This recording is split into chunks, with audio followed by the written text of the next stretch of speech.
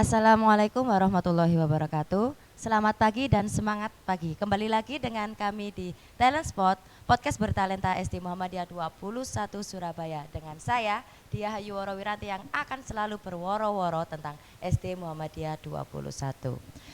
Episode kemarin, podcast kita mengundang Bapak Kepala Sekolah yang dimana memperkenalkan tentang SD Muhammadiyah 21 Surabaya.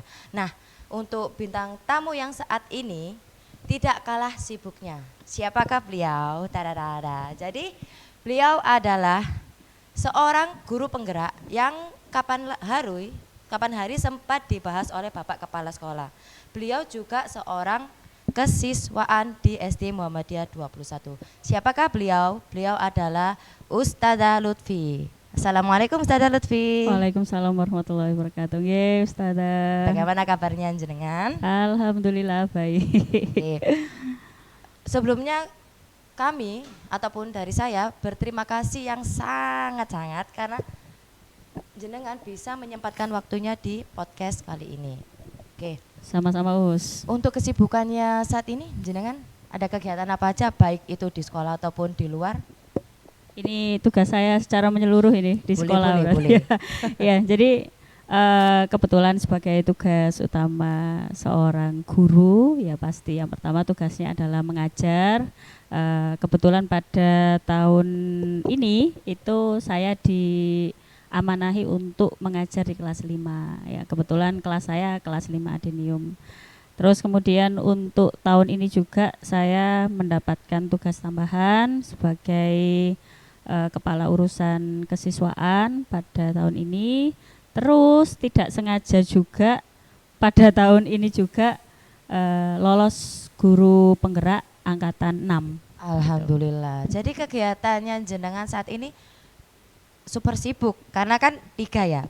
Pertama sebagai guru kelas di kelas 5. Kelas 5 kan hitungannya itu sebagai guru kelas di mana masuk kelas besar yang menjelang mau kelas 6. Ya, betul. Terus yang kedua kesiswaan.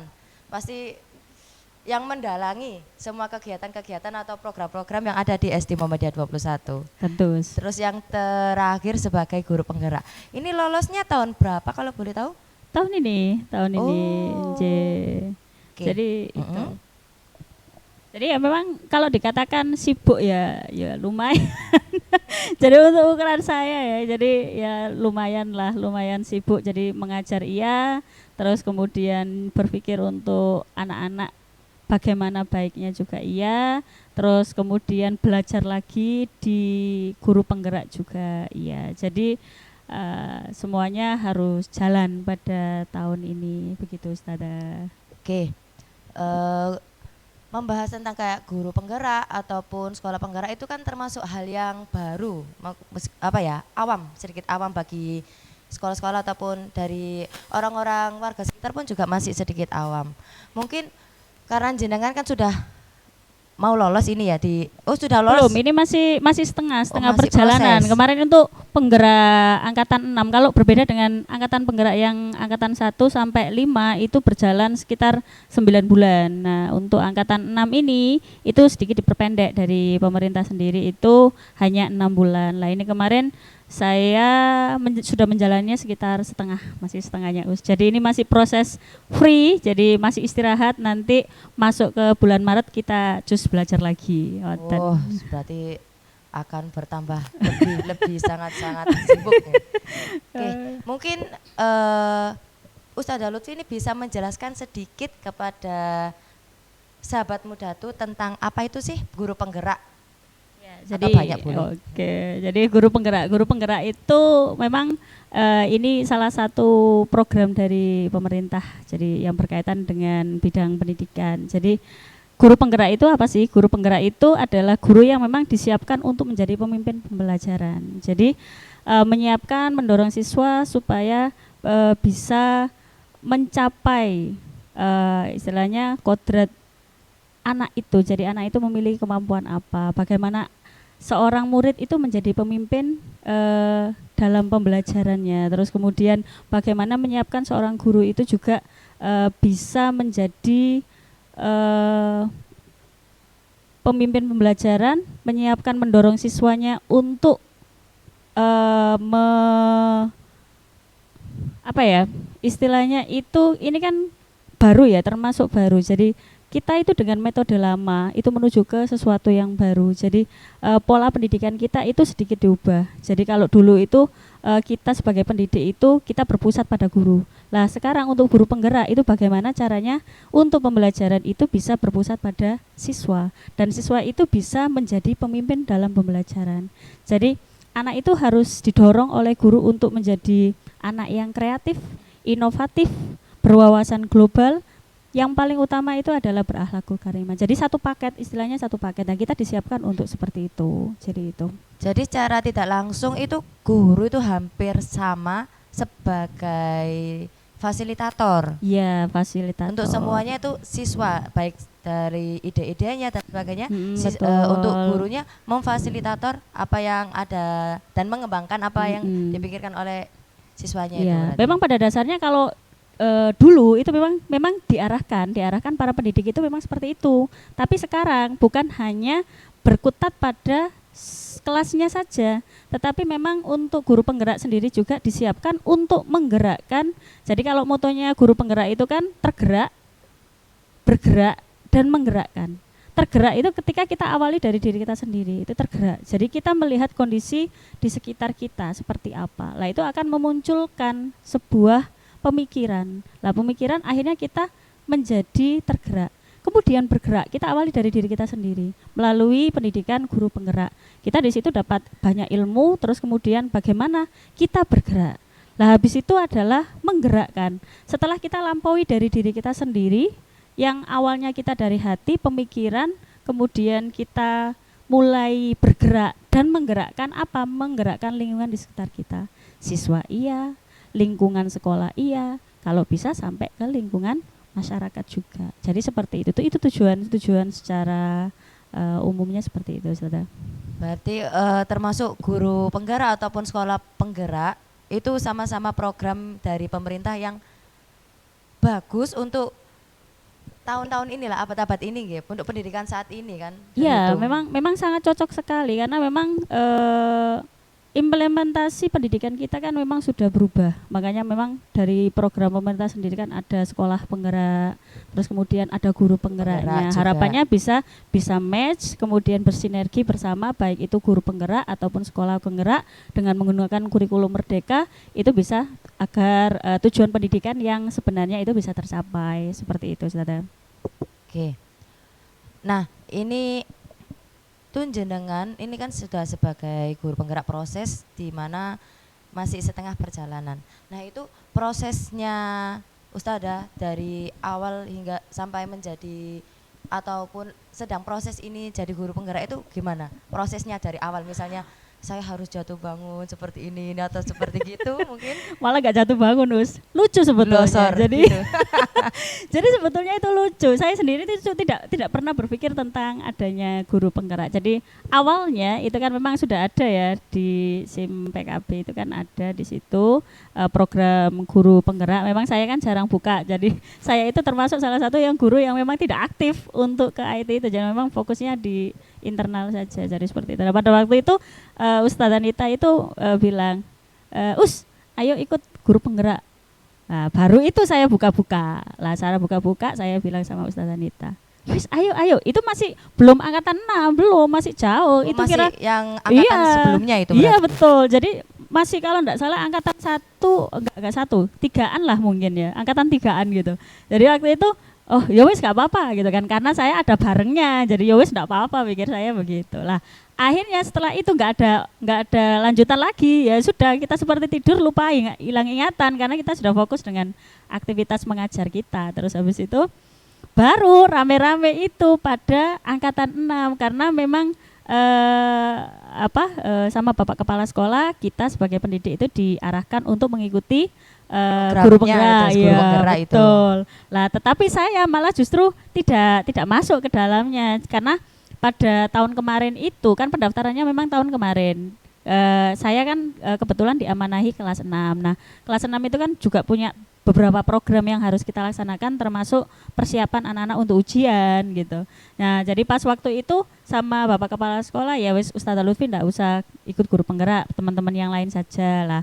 Waktu itu 4 orang, terus kemudian lah saya itu kok mbok ya seneng ya rame-rame.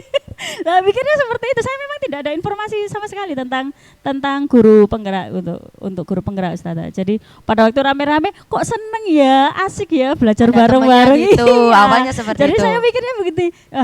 Coba ya, gak apa-apa wis, nanti kalau belajar kalau susah bisa tanya-tanyaan. Nah, pikir saya awalnya begitu. Akhirnya kita daftarlah, saya matur ke Bapak Kepala Sekolah, Pak saya ikut POO, ikut guru penggerak begitu. Ada berapa itu yang mendaftar itu sebelumnya guru? Yang awalnya dari Bapak Kepala Sekolah direkomkan 4, terus habis itu ketambahan 2 termasuk saya. Jadi totalnya kan 6. Lah wis akhirnya gitu ikut tesnya ya, tesnya esai dulu kan, esai dulu, terus habis itu kan kita nunggu waktu pun lupa gitu loh. Jadi itu, terus habis itu lah yuk dilala kok apa ya? Akhirnya ya pengumuman ya alhamdulillah. Lolos. Ya. Alhamdulillah ya sedih juga sebetulnya jadi lolos itu. Jadi kenapa sedih? Kok bisa sedih kan? Iya. Biasanya orang-orang kalau lolos itu pasti senang. Nah, ini kok sedih? Sedih ya senang loh. Bingung. Kembali ke tujuan awal. Oh. Jadi tujuan awalnya kan saya rame-rame ya gitu. Nah, akhirnya yang lolos akhirnya saya sendiri. Jadi sedih ya ya bingung juga. Waduh, nggak ada yang bisa contekan. Iya, saya sama siapa? Akhirnya saya cari info teman-teman saya yang ada di luar, ternyata ada beberapa yang memang masuk lolos ke program guru penggerak itu. Lah itulah cerita dari awal saya ikut program guru penggerak. Memang nggak disengaja gitu loh. Gitu. Jadi yang dari awal kelas jenengan itu kelas 6 dulu ya. Ya udah punya 6. kegiatan-kegiatan yang super sibuk, terus ikut guru penggerak. Udah lama nggak ada info, tiba-tiba twing muncul sendiri langsung. Betul. Dan lucunya itu waktu pengumuman saya itu enggak tahu kalau pengumuman lolos itu, malah justru saya dikasih info sama teman-teman. Jadi saya ingat itu hari Sabtu, malah Sabtu itu dapat SMS saya ada kegiatan Zoom untuk yang guru-guru penggerak itu, yang lolos untuk program guru penggerak. Saya nggak ngeh ini apa, saya bilang begitu. Saya nggak ngecek kan. Iya. Habis itu saya dapat info dari teman saya di Gresik, selamat ya. Loh apa? Terus habis itu teman saya yang kebetulan yang kemarin ikut juga itu dapat, lolos loh. Jadi ya seperti itu. Seperti jadi dadakan, iya, makanya itu. Oke, berarti udah setengah perjalanan jadi guru penggerak. Tapi dulu kan kelas 6, sekarang di kelas 5. Meskipun bukan turun kelas ya, pasti masih memiliki kegiatan-kegiatan kan, pasti juga super sibuk. Apalagi kelas 5 masuk kelas besar. Nah, di 3 kegiatan ini jenengan yang dari kaur kesiswaan, terus masih proses guru penggerak ini, dan juga guru kelas besar, ini kira-kira kiat apa yang jenengan lakukan biar bisa membagi tugasnya 3 ini, atau harus menggunakan pontang-panting gitu, apa harus seperti itu atau seperti apa? Iya, jadi memang pokoknya intinya ya, kalau saya prinsip saya semuanya harus jalan secara bersamaan, karena bagaimanapun itu ketiganya itu adalah tugas amanah yang harus saya emban dan harus saya selesaikan sebisa saya gitu. Tapi tugas pokok saya sebagai seorang guru tetap adalah menjadi pendidik, dan itu saya harus ngopeni anak-anak gimana caranya anak-anak itu bisa safe untuk pembelajarannya. Itu yang pertama. Terus yang kedua, tugas saya sebagai kesiswaan itu juga harus jalan juga Jadi memang intinya saya harus pandai-pandai mengatur waktu dan mengatur pengingat lebih tepatnya. Jadi seperti itu. Terus kalau untuk program guru penggeraknya sendiri, memang kan untuk pembelajarannya kan siang. Jadi kita belajar itu siang. Jadi saya bisa koordinasi dengan teman-teman juga. Jadi kalau misalkan saya kena jam siang, saya rolling ke paginya. Jadi saya pagi bisa biar sama anak-anak. Terus kemudian untuk siangnya saya belajar dengan teman-teman di guru penggerak begitu. Oke, tadi ada sedikit hal yang menarik. Jadi intinya itu harus pintar-pintar membagi waktu. Nah, katakanlah misalnya sudah membagi waktu, jam sekian sampai jam sekian mengajar misalnya, terus jam sekian dan sekian fokus ke menata kesiswaan ini sebagainya, terus mungkin waktu malam harinya fokus ke di guru penggerak dan sebagainya. Yeah, nah, misal tiba-tiba udah ada pengingatnya, entah itu di timer ataupun sebagainya, tiba-tiba ada timbul rasa malas, itu biasanya kan penyakitnya manusia itu. Itu gimana? Apalagi di sela-sela kesibukannya itu seperti itu. Selama saya menjalankan 3 tugas ini, malas ndak malas, harus dipaksa selesai. Jadi memang wajar ya manusia kalau misalkan pas kebetulan mungkin badan lagi ndak enak atau apa gitu kan, ya otomatis ada yang sedikit merosot, mungkin nggak bisa jalan optimal tiga-tiganya. Tapi paling tidak karena itu sesuatu yang harus dilaksanakan, jadi malas ndak malas, mau nggak mau memang harus dipaksa, harus jalan. Jadi memang betul-betul harus diatur juga, karena untuk guru penggerak juga untuk tugas-tugasnya juga ya lumayan. Jadi memang saya harus ngatur waktu. Jadi kalau biasanya untuk tugas dari guru penggerak CGP itu saya mengerjakannya di malam hari. Jadi seperti itu. Selesai beraktivitas baru saya mulai mengerjakan gitu. Oke. Sedikit berat berarti ya? Enggak berat. Kalau coba nanti jenengan yang nyoba. Aduh. Susah sepertinya. Oke. Dari selama ini kegiatannya Ustadzah Lutfi di guru penggerak itu kira-kira benefit apa yang jenengan dapat? Misalnya, oh saya mendapatkan ilmu misalnya tentang literasi, oh saya dapat ilmu tentang bagaimana cara memahami siswa atau apa-apa dan sebagainya. Jadi benefit dari kegiatan calon guru penggerak ini untuk programnya ini, yang pertama mungkin karena saya kaget ya, terus habis itu coba aja lah dijalani gitu aja. Tapi ketika dalam proses semakin kesini itu ternyata saya bersyukur.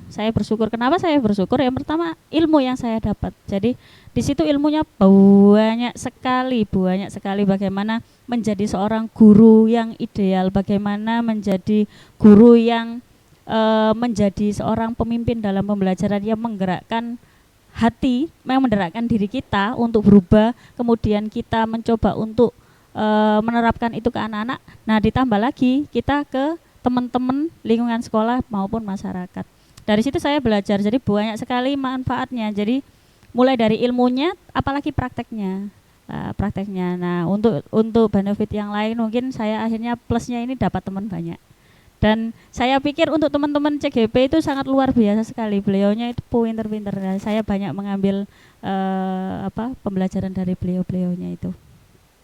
Oke. Berarti selain mendapatkan teman ataupun dan sebagainya, pasti ilmu-ilmunya juga dapatkan jenengan, misalnya kayak tentang yang saya sebutkan misalnya tadi itu. Nah, sekarang mungkin lebih membahas ke arah kesiswaan. Tadi kan sudah membahas tentang guru penggerak ya. Nah, ini kan kesiswaan pasti membahas tentang program-program sekolah. Nah, kira-kira dari kegiatannya Ustadzah di guru penggerak tadi, apa ada hal yang bisa diadopsi terus diterapkan di program-program kesiswaan di SD Muhammadiyah 21 ini? Ya, jadi mungkin saya garis bawahi ya. Jadi program ilmu-ilmu yang saya dapat dari guru penggerak. Ya, itu maksudnya. Yang nanti bisa saya adopsi ke kegiatan kesiswaan. Jadi salah satu tujuan utama guru penggerak itu kan adalah menciptakan atau mewujudkan profil pelajar Pancasila. Saya ambil salah satu aja ya. Salah satunya itu adalah imtak, iman dan takwa. Jadi proses dari situ, jadi bagaimana kita itu menjadi seorang makhluk ya, hamba. Nah, itu yang saya dapat di situ. Terus bagaimana menggerakkan ke anak-anak. Jadi dari guru penggerak itu kalau menggerakkan itu harus dari unsur intrinsik, dari dalam, dari sini. Lah makanya ketika saya goalkan dalam sebuah program kesiswaan, otomatis kan yang disentuh sininya dulu. Baru di sini, terus kemudian kita pikirkan bagaimana menggerakkan anak-anak gitu kan. Bagaimana anak-anak itu bisa mengimplementasikan bagaimana dia menjadi seorang hamba. Jadi itu. Apa itu? Misalkan saja ya, jadi di salah satu program kesiswaan itu kita ada buku karakter. Buku karakter di situ memuat ada sholat 5 waktu. Nah, bagaimana ketika menanamkan sholat 5 waktu tidak hanya pemerintah. Jadi kita harus mendorong anak-anak mulai dari kenapa sih kita harus sholat 5 waktu, pendekatan apa yang harus kita lakukan. Berarti harus dijelaskan dulu seperti apa, kenapa kok kita harus sholat, baru diterapkan ya seperti itu. Lagi juga mungkin ketika anak-anak dalam adab juga mungkin kita bangun bagaimana caranya anak-anak itu melewati guru-gurunya, ustadz-ustadzanya itu harus membungkuk bilang permisi. Nah, itu salah satu lah. Ini sudah mulai berjalan dan anak-anak terutama yang kelas atas ini ketika anak-anak ini melewati ustadz-ustadzanya itu sudah mulai membungkuk. Jadi seperti itu. Ya pelan-pelan saja. Jadi namanya anak-anak itu kan belajar untuk proses ini kan enggak butuh butuh waktu yang panjang. Jadi kita harus sabar sedikit. Seperti itu, Ustazah. Jadi program itu pada saat ini sedang dan akan seterusnya berjalan nggih, yang terkait tentang pembiasaan adab dan sebagainya. Nah, ini pasti jenengan juga ada kegiatan ataupun program-program kesiswaan. Mungkin kalau yang sudah lalu, baik yang sudah lalu ataupun yang sedang berjalan seperti yang pembiasaan tadi dari awal mungkin salim ataupun membungkuk di depannya ustadz-ustadzanya, ataupun mungkin jenengan bisa memberitahu kepada sahabat muda tuh kira-kira program kegiatan apa yang akan berjalan di SD Muhammadiyah 21 ini. Jadi untuk program kita itu kalau untuk kesiswaan sendiri banyak ya saya katakan sangat banyak. Jadi memang mulai dari A sampai Z ya. Jadi untuk kegiatan apa yang sudah, artinya tidak ada yang sudah. Kalau sudah ya mungkin ya salah satu saya sebutkan untuk bina prestasi. Jadi kan memang kita punya pembinaan dari ekstrakurikuler. Jadi kita sendiri punya 17 ekstrakurikuler yang kita laksanakan di SD Muhammadiyah 21. Saya nyangkut ini Us, yang ditanya yang akan datang bagaimana lah. Rencananya mungkin saya ketika evaluasi 1 tahun ini mungkin ke depan mungkin bisa saya tambah lagi untuk kegiatan ekstrakurikulernya. Terus kemudian mungkin yang sudah berjalan, yang sedang dan akan itu sebetulnya semuanya satu paket Us. Jadi karena kegiatannya itu kontinu, jadi ya sebagian ada yang sudah dan ini akan dilanjutkan sekarang dan yang akan datang juga sama gitu. Seperti itu. Tinggal kita nanti mengevaluasi tahun ini, terus kemudian yang akan datang itu kita tambahi lagi atau ada yang perlu kita kurangi seperti itu. Oke. Ya. Tambah sibuk ini berarti jenengan ini. Ya, kan begitu. Otomatis mengevaluasi kira-kira ditambah atau tidaknya ataupun dikurangi. Ya memang harus dilakukan. Jadi sebuah program itu akan semakin baik ketika kita bisa mengevaluasi. Betul. Nah, ini untuk yang terakhir. Yeah. Mungkin jenengan bisa memberikan tips dan motivasi kepada anak-anak baik itu di sekolah ataupun di rumah, baik itu dari SD Muhammadiyah 21 ataupun di sekolah-sekolah yang lainnya. Oke, mungkin untuk langsung menghadap ke kamera menyapa sahabat muda tuh. Oke, sahabat muda tuh. Jadi pesan saya baik itu ini sendiri-sendiri kayaknya ya untuk anak-anak ya. Jadi saya selalu pesan sama anak-anak saya di kelas gitu kan. Nanti suatu saat 10 tahun lagi itu masa kalian itu berbeda dengan masa kami. Lah, kami menyiapkan anak-anak itu bagaimana bisa survive 10 tahun yang akan datang. Kenapa? Karena itu nanti akan jauh berbeda. Maka itu untuk anak-anak, baik itu di Mudatu sendiri, anak-anak Mudatu, ataupun di seluruh masyarakat, belajar yang rajin. Jangan malas, kemudian jadilah anak yang cerdas. Cerdas itu bukan hanya nilai bagus, tapi cerdas bagaimana kita menghadapi teman-teman kita, bagaimana kita bisa membantu orang tua, itu cerdas. Mengetahui dengan cepat apa yang terjadi, ya itu. Terus kemudian pesan saya juga buat orang tua, menjadi orang tua itu tidak sederhana. Jadi pada masa yang akan datang itu sangat rumit sekali, simpel sekali. Masa kita dulu dengan orang tua kita itu sangat berbeda dengan saat ini. Dulu nggak ada gadget, ya usia. Jadi dulu nggak ada gadget. Jadi orang tua sudah fokus, anak bermain juga ndak neko-neko. Tetapi saat ini itu anak sudah kenal gadget dan itu luar biasa pengaruhnya, betul.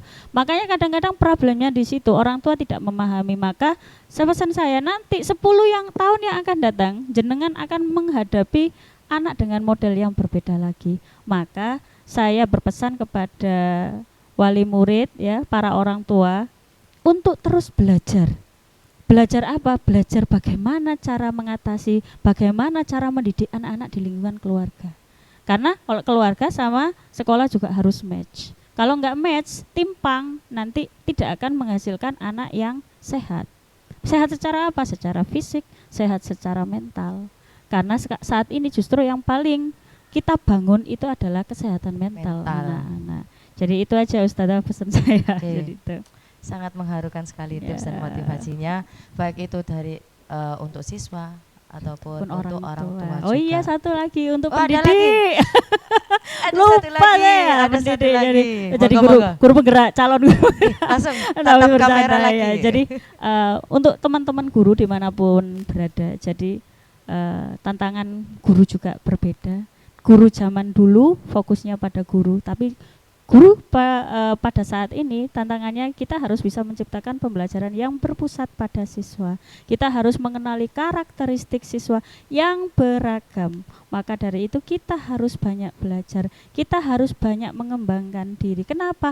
Agar kita sesuai dengan zaman. Ketika kita tidak ketinggalan zaman, kita bisa mengimplementasikan pengetahuan kita yang sesuai dengan zaman itu kepada model pembelajaran kita. Sehingga akan tercipta well-being yang terjadi antara anak dengan lingkungan sekolah, antara anak dengan guru, antara anak, lingkungan sekolah dan masyarakat. Jadi itu pesan saya, jangan males ya. Saya sendiri juga males, tapi kalau dipaksa belajar ternyata kita sebagai pendidik itu bisa seperti itu.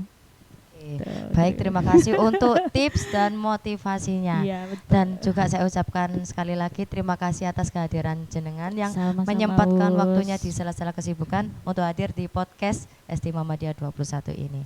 Oke, tak bosan-bosan saya ingatkan sekali lagi bahwa PPDB atau pendaftaran siswa baru di SD Muhammadiyah 21 masih dibuka gelombang 1 sampai tanggal 27 Januari. Untuk yang gelombang 2 yaitu tanggal 30 Januari sampai 28 Februari. Langsung hubungi ke sini ke SD Muhammadiyah 21 atau bisa lihat di IG kami seperti itu. Baik, mungkin cukup itu dari kami dari Talent Spot. Salam bertalenta muda tuh. Wassalamualaikum warahmatullahi wabarakatuh.